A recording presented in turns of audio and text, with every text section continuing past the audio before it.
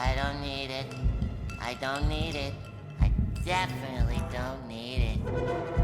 I don't need it. I don't need it. I don't need it. I don't need it. I need it!